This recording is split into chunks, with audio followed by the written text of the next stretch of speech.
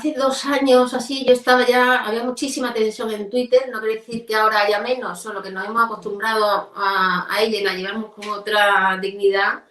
Y era todo mucho miedo, mucho temor y mucho todo, y sobre todo era la época en la que la gente discutía sobre la batalla cultural, ¿os acordáis? Que también se usaba la técnica que se utiliza para todos los temas cuando no los quieren tratar, que es hablar simplemente de, vamos a hablar de la batalla cultural, si hay que darla, si hay que no darla, si qué tal, porque el que da la batalla cultural, porque el que no sé qué, pero nadie la da, es desesperante, nadie aportaba un contenido nuevo, nadie hacía algo nuevo, y yo estaba ya que se me llevaban los demonios, después de todo el mundo, eso, yo venga a citas, yo venga a cosas, digo, pero ¿qué coño me estáis contando? ¿Qué? Habladme claro, ¿no? Sí, sí, igual, Pirata, si quieres empezar tú comentando un poco tu propia visión como padre y como... Mi visión en este punto en concreto es muy... La puedo explicar muy rápida. Mi padre era un hijo de la gran puta. Por lo tanto, esa figura paterna y pues yo no la he tenido. Entonces, yo puedo hablar de la ausencia, yo puedo hablar de esas carencias, yo puedo hablar de que yo tuve que aprender a andar en bicicleta, por ejemplo, pues con los colegas. Los colegas también me enseñaron a silbar, me enseñaron a hacer aviones de papel. Pues eso que son cositas que parece un poquito mundanas y tal, pesan porque hay otras muchas cosas más importantes que cuando va pasando el tiempo te vas dando cuenta de que ciertas carencias que tienes, por dónde pueden venir. Es muy importante. La figura paterna, o sea, yo envidio a todos vosotros cuando yo hablo con... Joder, hemos estado en Madrid hace poco, ¿verdad, Jorge? Os he visto a vosotros, os he visto la familia, una familia estructurada, una familia, ¿cómo las llamamos? Normales, ¿no? Normal. Podríamos decirlo así. Pues una familia normal, con su padre, con su madre. Me imagino que los padres de Jorge, como los padres de Javier, como los del normal, todos habrán tenido sus problemas, todos habrán tenido sus rollos, pero luego, pues bueno, pues van viviendo, van solventándolo todo y van tirando para adelante. Y a mí ver esa familia me da envidia sana. Me da envidia sana pues porque yo no la he tenido. He tenido otras cosas, y luego he tenido suerte de que de que he tenido a mi madre, que ha suplido un montón de carencias y que, bueno, pues yo me he sabido buscar un poco la vida y por la cabeza que tengo quizás pues no me ha penalizado tanto. Pero que duda cabe que yo soy convencidísimo de que un niño necesita a su padre y a su madre. La Sharia no hay un libro, la Sharia es como el Islam no divide, no diferencia entre lo religioso y lo político, como el Islam es una cosmovisión, una manera de ser frente al mundo, pues también desarrolla un derecho. Este derecho es la Sharia, pero es verdad que la Sharia es muy interpretable y según las corrientes que van a surgir dentro del Islam, según las escuelas a las que nos pudiéramos ir refiriendo, la Sharia va cambiando de una u otra manera, hasta el punto de ser irreconocibles. Hay, y una de las ideas principales del libro en cuestión del Islam mío es que no debemos nunca interpretar el Islam como algo monolítico, una fotografía fija, algo que es igual desde Marruecos a Indonesia. Sobre cada sustrato cultural sobre el que se ha ido imponiendo el Islam, ha dado unas sociedades muy diferentes y, por lo tanto, tienen un derecho muy diferente. Ese derecho sería la Sharia. Bueno, pues sí, yo llevo mucho tiempo queriendo sacar un libro y tal. Entonces, el año pasado también me puse a escribir un libro muy interesante, una novela de ficción. Es una novela de ficción en la que, bueno, dejo impreso lo que mal llamado se ha popularizado el lenguaje inclusivo, que ni es lenguaje ni es inclusivo. Entonces recojo todas las palabras, digamos, susceptibles de utilizar ese método, y he conformado una obra literaria con esas palabras, de manera que si las personas, si alguien quiere utilizar ese tipo de palabras, estarán utilizando una parte de mi obra. Y eso no se puede hacer. ¿Y estás seguro de la base legal de esto, o sea, porque tú el tema derechos de autor es un tema que tienes bastante tocado y conocido por toda tu época de producción de música y de producción digital. Así es. O sea, tú estás patentando, no es patentando, no estás registrando estos términos porque son términos que no existen en castellano en realidad y por lo tanto se pueden registrar. Que no existen y que me he inventado yo. El silencio para mí ha sido otro de los grandes descubrimientos. Cualquiera que me conozca un poco está flipando con esto en concreto que estoy diciendo estas frases y que probablemente me vaya a decir en breve. Porque yo soy una pila, eso todos lo saben, pero realmente el descubrimiento ha sido hacer silencio, empezar a hacer silencio. Yo tengo un sobrino que me intenta llevar siempre por mejor camino, él me lleva siempre más hacia arriba y más profundamente siempre, ¿no? Que es David y él es psicólogo, pero de los buenos, de los útiles, no de estos que eso. Y entonces el tema del silencio le habla mucho con él y él me ayuda, porque el silencio de repente no es que nos pongamos aquí todos, voy a hacer silencio. Y alegremente nuestra mente, que nos obedece, para y todo, ¿qué va?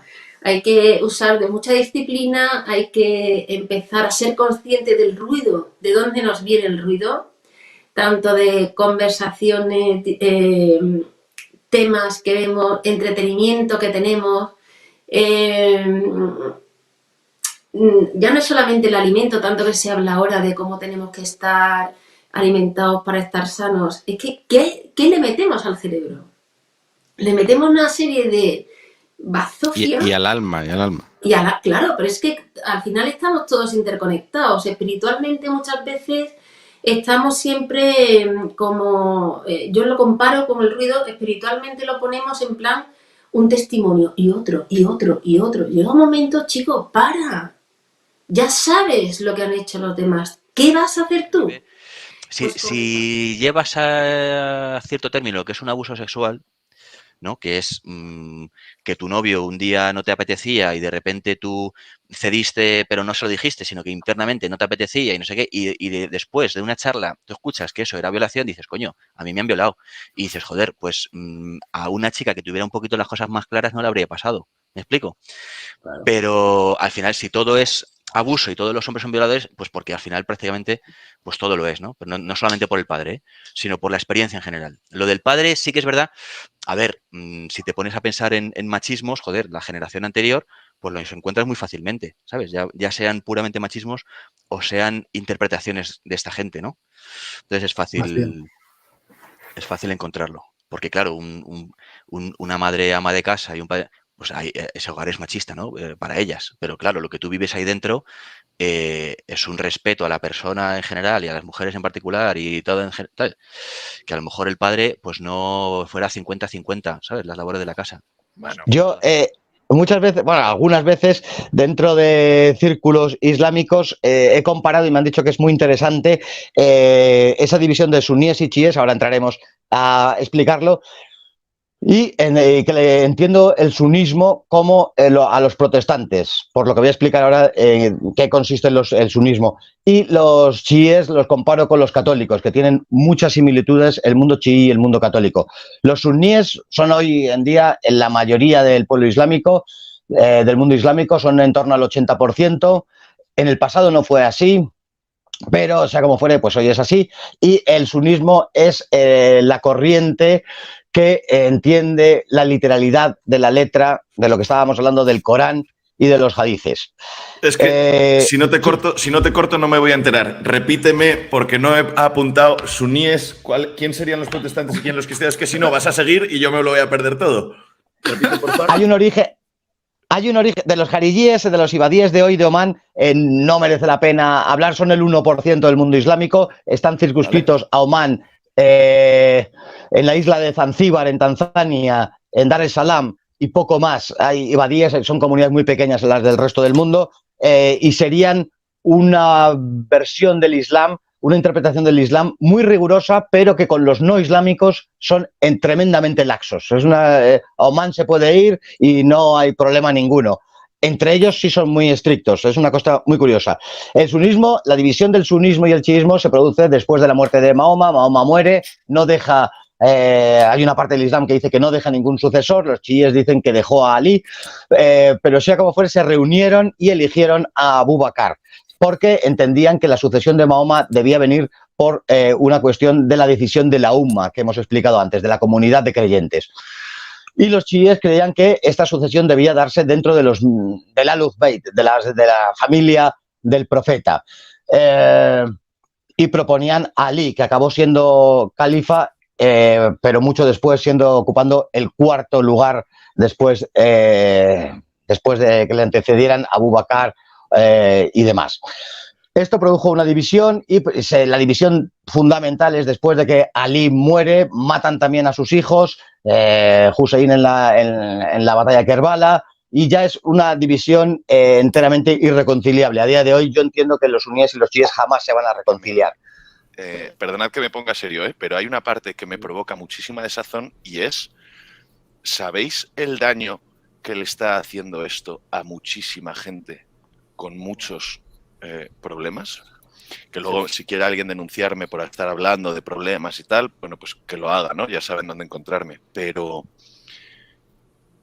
el daño que está haciendo esta gente, o sea, porque nos lleva pasando desde el principio, ¿no? O sea, nos reímos de lo kafkiane que es todo esto, porque tiene tela, pero realmente nos metemos en la cabeza lo que están haciendo, tío. ¿Realmente somos conscientes de cuán profundo es el daño que está haciendo esta gente a personas muy necesitadas de ayuda, de cariño, de todo tipo? El daño que les está haciendo. Ya está. Luego, o sea... Sobre todo, y que hay muchas personas que le atraen las personas de su mismo sexo que están totalmente en contra de esto. Vamos, es que al final es una locura. Yo eso que estás diciendo tú... Y te lo dicen, ¿eh? Eso que dices tú, Ike, me parece muy bien que lo digas porque creo que hay que denunciarlo y yo lo denuncio eso en mi canal constantemente cada vez que hablo de esto.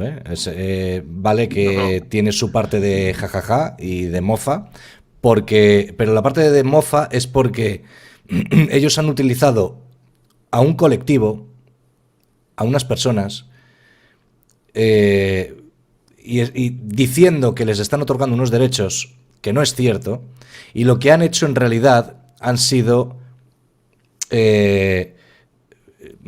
cargarse la intimidad del hombre y la mujer. O sea, han puesto patas arriba la sociedad. Mi madre es una de las cosas que también destaco. Bueno, también quise tener ese detalle con mi madre, no solo porque es preciosa y porque es buena, además, es inteligente, es serena, lo que no soy yo, lo decía por serenidad, ¿no? Pero también lo puedo hacer extensivo a todo lo demás. Sino porque también la figura de mi padre está muy presente en todo el libro.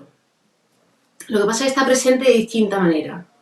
Mi padre abro con ese recuerdo en la motivación del libro, cierro un poco con él, algunos ejemplos de recuerdos de lo que le hacía, de verle trabajar por la familia, y luego que ha sido un hombre bueno. Yo aquí también reivindico en este libro al hombre bueno, que hay un montón, basta ya de tanta... Es decir, hay mucho hijo de puta por ahí suelto y no encontramos poco, pero la mayoría son hombres buenos. O sea, igual que hay mujeres estupendas y mujeres menos estupendas, pero esto es que hay que tratarlos de uno en uno, ¿no? Podemos decir. Pero entonces mi madre, como yo la conozco y un poco, y yo sabía que ella no quería protagonismo ni nada, digo, bueno, pues igual que papá sobrevuela un poco toda la filosofía del libro que va impregnada, son recuerdos, mi visión del hombre mucho depende de mi padre, lógicamente, pues a mamá le pongo un piropo y le pinté sus bugambillas y su farol y tal, y sí, es que es muy bonita, de verdad. Yo creo una cosa chula con esto de lo que decías tú, normal, del equilibrio. O sea, yo creo que todas las cosas que valen la pena en la vida perseguir son las que no puedes conseguir. Es decir, aquellos objetivos donde puedes ir trabajando toda la vida, ir mejorando, ir creciendo, pero que no vas a llegar a la cima. y la cima sigue siempre muy por encima, ¿sabes? Entonces, yo creo que precisamente por eso los ideales son interesantes, o sea, todo ese equilibrio del que hablabas, que es inalcanzable, coño, precisamente por eso compensa ir hacia eso. O sea, si fuera algo en plan, oye, el padre ideal levanta 120 kilos de press banca, que está de puta madre. Bueno, pues tío, ya sabes que eso en unos meses te pones y dices, esto lo saco y ya está. Pero el ideal de decir, oye, el padre ideal es fuerte, es justo, es constante, te anima a conocer el mundo, ¿no? Que decías antes. Pues todo eso, efectivamente, no hay un punto perfecto, pero como ideal de vida es mucho más chulo. Que decir, oye, yo puedo ir preparándome toda mi vida hacia eso y ir mejorando, ir perfeccionándome, ¿no? Es que el corazón del hombre tiene unas aspiraciones muy inalcanzables, ¿no? Por así decirlo. Y esa es la gracia. Hay quien explica, y grandes conocedores de la materia, no les voy a negar su conocimiento. Estoy pensando, por ejemplo, en Rad Salam, que nos habla de que el Islam no es una religión, sino que es un plan político. Llegan al punto de pensar que precisamente porque el Islam no diferencia en sus orígenes entre la política y la religión, es un plan político. Y claro que hay una parte del Islam que es puramente política. De hecho, el islamismo, en los libros de estas cuestiones, se habla de islamismo como el Islam político, aquella parte del Islam que quiere imponer la Sharia como única fuente de derecho. Hay asociaciones, la más grande, importante y más peligrosa, a mi parecer, del mundo islamista es la Hermandad Musulmana, y ellos se definen en su programa fundacional como una organización político-religiosa, y creo que es muy significativo que esto sea así. Jaume Vives, que este sí es amigo, el anterior no, pero Jaume Vives, por ejemplo, está en esta línea también, diciendo que es una cuestión política, que no, evidentemente el Islam es una religión. A partir de aquí podemos hablar si no hay diferencia de lo político, si ha cambiado esto o no.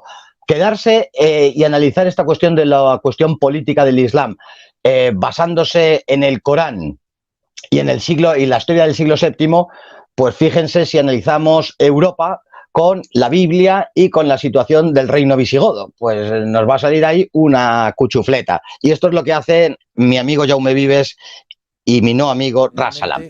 De hecho, es que cuando tú preguntas qué es una mujer, no te saben responder. Eso es peligroso, porque lo que están haciendo es que la realidad se adecue a lo que a ti te apetezca en cada momento. Y efectivamente, eso es peligroso. Pero eso es ya por la parte ideológica y las consecuencias que puede tener, que simplemente son que es por control. Porque si ellos dominan el lenguaje y dominan la educación, te controlan a ti. Pero hay una cosa más peligrosa todavía y más asquerosa todavía. Y si me dejas un segundito, la explico rápido. Esta ley trans no solamente permite hacerle el quiebro a lo injusto que es, bueno, y poner en un espejo la ley que se supone, bueno, la Constitución española que dice que todos somos iguales ante la ley, que no es cierto, porque si así lo fuera, efectivamente no pasaría nada, porque alguien se quisiera cambiar el sexo en el registro. Pero ¿qué pasa? Que últimamente el 100% de la gente que está acudiendo al registro a cambiarse de sexo son de hombres a mujeres, cuando el 85% de los trans con disforia de género es al revés. Es que no sé cómo, porque es que es muy largo, pero bueno, quizás sí. El cuadro es acrílico sobre madera, 30 por 65, y como veis son unos claveles que parece que están cayendo. Esto tiene una explicación, me recuerda mucho a mi padre. Mi padre fue el primero que me llevó a ver patios de Córdoba y todo esto. Entonces, el clavel no es una planta típica de los patios, son otras. Pero en los patios más antiguos, más tradicionales, se tienen algunas plantas de claveles que son heredadas de los abuelos, que también estaban en el patio, que en vez de tenerlas agarradas de suelo, las tienen en la entreplanta. Con lo cual la flor de propio peso cae. Ah, amigo. Y por eso están pintados así, porque de natural tú vas a algunos patios antiguos y lo que tienen es esa flor cayendo, esos claveles cayendo. Y a mí me recordaba eso, lo tengo muy asociado, lo voy a dejar aquí. Este es el libro, o sea, esta es la portada por si alguno quiere ver la relación entre uno y otro, ¿vale? La tinta es distinta, pero bueno. Yo lo tengo muy asociado con mi padre, primero porque mi padre fue el que me llevó antes de nada a ver patios, y luego porque, claro, yo no tengo hijos, y entonces muchas veces me sentía como que detrás de mí no quedaba nada, era como, ¿qué pasa? Entonces, al encontrarme yo esos claveles que tienen su raíz por encima y caen y dan un mini fruto donde pueden ver, una mini flor, donde pueden ver lo demás. Esa es la imagen que yo escogí para explicar el libro, la pinté expresamente para el libro y además lo quería para la portada. Esa era la idea que yo quería en la portada. Sí, vete tú de misionero a algún lado, explica a la gente, le convences y cuando están convencidos dices, y ahora para unirte te circuncidas. Tú, te canean. O sea, pues, ¿no? Pues puede ser. Vamos, a mí ya me puedes contar la Biblia en verso, tío, pero si me convences y me dices qué tal, pues te digo, joder, no. Yo quería decir... Siendo, ahora es cuando le voy a putear a Javier, estando muy bien todo esto, esto es la teórica, ¿no? Esto es como cuando hablamos de política. La política, todos los sistemas son buenos, todas las ideologías son buenas, qué guay, tal. Que sí. Bueno. Que sí, todas. Si las vas mirando todas. Pero, amigo, luego hay que aplicar los programas electorales. Y habrá algún día, porque tú quieres mucho a tu hijo, claro. Javier, lo adoras, ¿no? Bien. Sí. Pero habrá algún día que ahora, que es tan gracioso y que abre los cajoncitos y coge una sartén y tal, llegará un día que le tengas que decir que no, tío. ¿Cómo se aprende a decir que no? ¿Cómo se aprende a diferenciar lo bueno de lo malo en esas cositas? Evidentemente los valores más o menos lo tenemos todos claro. Pero en esas cositas, ¿tú cómo lo ves eso? Yo creo que prueba-error. Básicamente. O sea, sí, no sé. Y luego, no sé, igual también va muy relacionado con lo que estábamos comentando ahora, ¿no? Pero cómo has vivido tú, ¿no? La vida, cómo te has criado tú también, ¿no? Lógicamente, yo entiendo que todo el mundo cogerá un poco de referencia la infancia que ha tenido él, sus padres, ¿no? Para bien o para mal, ¿no? Si tus padres no te han gustado, dices, vale, pues todo lo contrario de esto. O si dices, oye, pues bueno, mis padres habrán equivocado, pero vaya, en términos generales, bien. Dices, pues bueno, yo más o menos voy a intentar hacer esto. Yo creo que eso puede servir un poco de modelo, pero a la hora de la verdad, prueba-error. O sea, yo diría prueba-error. Porque iba a decir también, al hilo de todo esto, explícitamente yo tampoco me preparé, nosotros tampoco nos preparamos de ninguna forma especial. Iba a decir lo mismo, ¿no? Pero bueno, ya que la intervención de Jürgen, pues igual sí que me ha convencido un poco más, ¿no? Pues un poco la forma de vivir, pues tu noviazgo, esto, ¿no? Tu matrimonio, tal, pues como que te va preparando un poco todo, ¿no? Pero explícitamente de ninguna forma. Entonces, claro, tío, si en España hay 10.000 trans y hay 3 en este colegio, es que casi se está fomentando la confusión en los adolescentes para que haya más casos de este estilo. Es repulsivo, no lo sé, tío, no sé la palabra, es aterrador, es diabólico, esto es un crimen de lesa humanidad, tío. Es así, es que a un niño no le puedes impedir que te diga de repente, joder, que me gusta saltar a la comba, y tú le tengas que decir, a hormonarte. ¿Qué le debe el PSOE a Marruecos?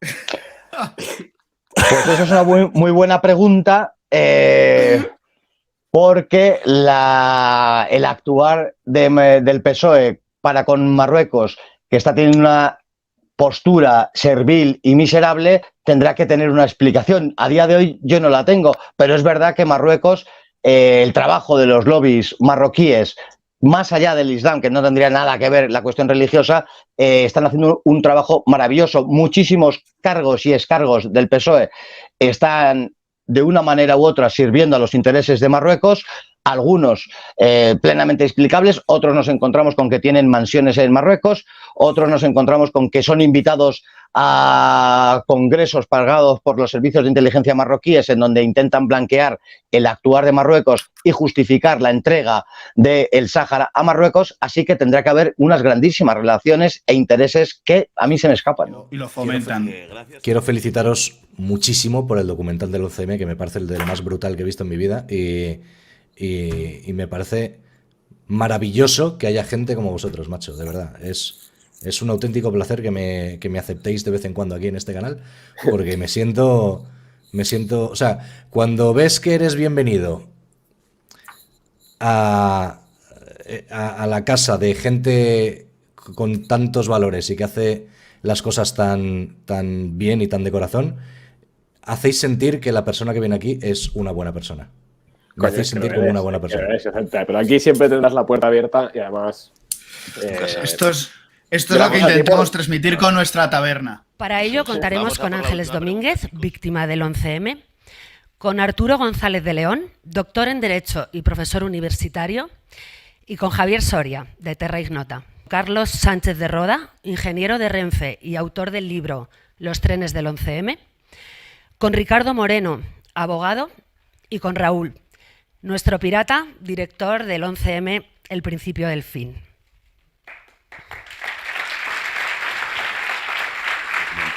Y tuvimos al principio dudas, como digo, de si podíamos hacer algo así, teniendo en cuenta el sufrimiento que trae el recuerdo de todos estos acontecimientos.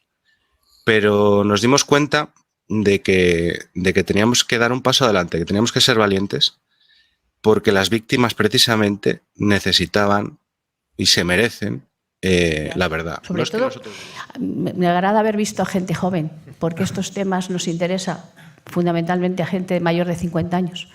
Unas gracias de mi parte para ellos personalmente, porque, no sé, que les interese algo que pasó hace tanto tiempo y que ellos eran muy pequeños y que de alguna forma no lo han vivido, me crea, no sé, algo de esperanza, porque la inmensa mayoría de la gente de cierta edad está por la labor de vivir su vida y no preocuparse de los demás. Muchas gracias.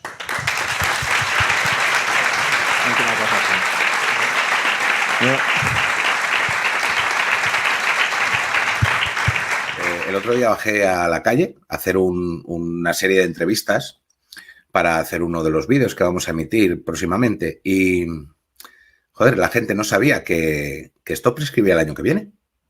O sea, en principio ahora mismo, si no cambia nada, el año que viene ya no se podrá juzgar nuevamente a nadie. O sea, aunque venga alguien y diga que la bomba la puse yo, pues si aquello ha prescrito ya no se le podrá juzgar. Claramente, si alguien está preocupado por lo que puede pasar con las personas no que cometieron directamente, sino que ocultaron pruebas y demás, eso no hay nada que hacer ya. Claro, porque los delitos por los que Corcillán pues, persiguió, estaba investigando a Sánchez Manzano, eran delitos que tienen que ver con la administración de justicia, los ha leído antes Carlos, creo que ha sido, que son delitos que tienen una pena máxima de 2-3 años y que por tanto prescriben a los 5. Y por tanto eso ya hace tiempo que ha pasado. Con lo cual, respecto de personas que no no intervinieran directamente en los hechos, sino que solamente ocultaran, obstruyeran la justicia, eso no hay nada que hacer. Solamente habría algo que hacer aún sobre los que fueran autores materiales, intelectuales, que puedan estar conectados. Cabe la conspiración más general, o sea, no tiene que ser necesariamente el que la puso, pero sí que tiene que haber una vinculación más allá de una actuación posterior. Respecto a esas personas sí que cabría, pero no sobre otros delitos de los que estamos hablando aquí, que son claramente graves, pero cuyo plazo de prescripción hace tiempo que ha pasado. Creo que desde Terra Ignota no nos hacemos responsables de destrozos materiales que puedas hacer en tu casa a la hora del cabreo de ver algunos hechos que se cuentan en el documental, porque efectivamente la sensación transmitida por muchos es yo esto no lo sabía y menudo cabreo que me habéis dejado a la hora de contármelo, ¿no? Por el hecho de que me siento totalmente engañado. Esto impone bastante más que YouTube, que lo sepáis. Bueno, vamos a intentar hacerlo bien y facilito. Muchísimas gracias. Como ha dicho Inés, esto para nosotros es muy importante y sobre todo el hecho de seguir haciendo el ruido que por un lado queremos quitar de todo este caso, queremos sustituirlo por nuestro ruido, por nuestras voces. Y tras un año, como bien ha dicho Inés, de haber enseñado todos los hechos, creo que va llegando hora ya de empezar a intentar contestar preguntas y seguir sobre todo para que no prescriba. Y hemos venido con Ricardo y con Carlos a intentar exponer las claves del caso. Son claves que son hechos irrefutables y que nosotros entendemos que tiene que dar por lo menos como para que se puedan hacer preguntas y que quien le corresponda las intente contestar. Entonces, Carlos, ¿bien? ¿Ricardo también? No. Me siento como debutando en una obra cuyo papel es imposible de memorizar. Ya me está boicoteando, no pasa nada. Lo reconduciremos. Me obligó a venir. Despedida de todo Terra Ignota. Es decir, que cómo puede ser que esto ocurriera en la capital de España y sigamos sin saber quién lo hizo o por qué lo hizo. ¿Cómo puede ser que nos hayan engañado y sigamos creyendo esas mentiras? Esto no es un acto de... Perdón, esto no es para insuflar el ego ni del director del documental, al que hay que agradecer todo, ni de nosotros 6. Esto es para que quien tenga que buscar unas caras, aquí tienen las 6 caras de los que hay que buscar, nos tienen esperándoles, estamos esperándoles y cuando haya que visitar Alcalá Meco, por favor, traednos jamón serrano, sobre todo a Raúl, ¿vale? Y lo último, y me callo, ¿vale? Yo no voy a caer, Ángeles, yo no voy a caer en el error del Estado de categorizar ni comparar a las víctimas. Pero en línea de lo que decía Javi, si hay que sacar conclusiones y enterarse de cosas, hay que trabajar para conocer lo que ocurre con Coro Cillán, ¿vale? Es un nombre propio que no me quiero ir sin mencionar, para que lo sepáis.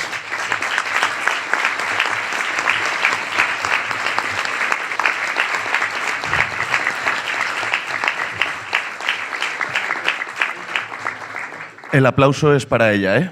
Que ya no es solo el 11M, que en general casi todas las cosas hayan pasado, como dice Ángeles, hace mucho tiempo o no, importan que no renunciemos a España, que no renunciemos a nuestros valores, que no nos olvidemos de nada de lo que nos están haciendo, de lo que nos hicieron, de lo que nos están haciendo y que no les perdonemos lo que nos van a hacer.